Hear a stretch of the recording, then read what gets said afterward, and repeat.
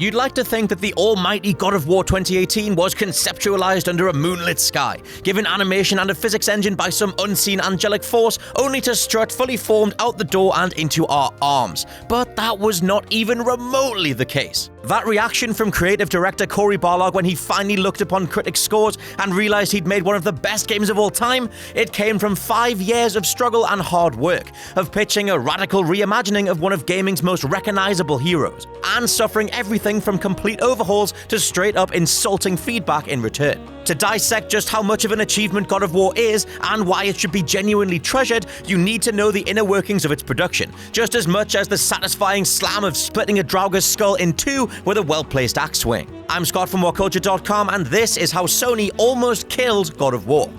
First up, the original pitch. Kratos goes to Egypt.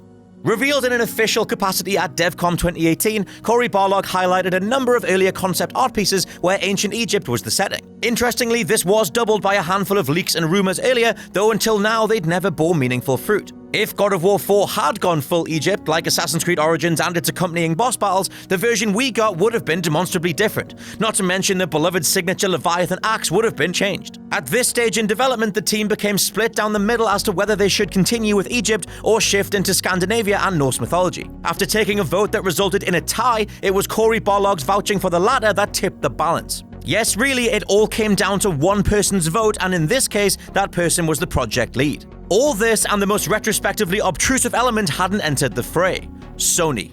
As was told by Barlog in the same impressively frank developer presentation, everything from external testing teams to Sony worldwide president Shuhei Yoshida appeared to strongly dislike what Barlog and his Santa Monica team were putting together. Basically, because all the different parts of the game, engine, art design, combat, etc., were being developed in tandem, it was nigh on impossible to produce a playable vertical slice of God of War, something that's kind of necessary to show off how production's going. This resulted in all pre-launch builds of the game being less than ideal, and it only caused internal negativity to snowball. At every turn, God of War appeared to barely run with a stable frame rate. The combat loop and core feel as we now know it wasn't there, and faith in pulling off such an experimental endeavor was waning. The project had an air of, trust us, we can do this, probably, as only after enough time had been invested would the entire thing come together. Obviously, this didn't sit well with testing groups or studio heads, and Barlog had some seething feedback. What are you doing to Kratos? You're ruining Kratos. He's picking flowers. This is ridiculous.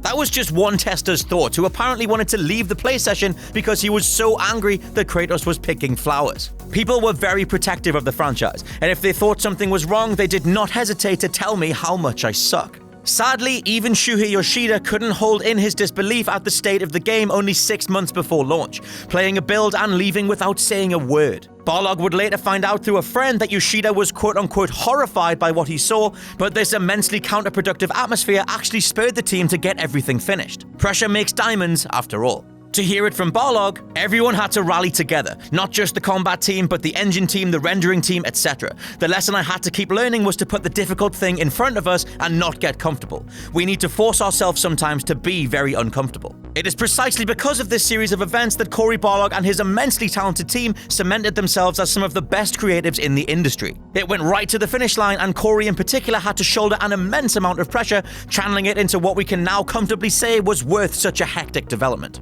Go and watch Cory's reactions to those reviews again. Now you know why all those scores and our collective praise means and meant so much. Props to the team over at Santa Monica. God of War is easily one of the best games of 2018, of the decade, and of all time. Let me know down in the comments what you love about God of War the most. I've been Scott from WhatCulture.com. Thank you for liking, sharing, and subscribing, and I'll catch you soon.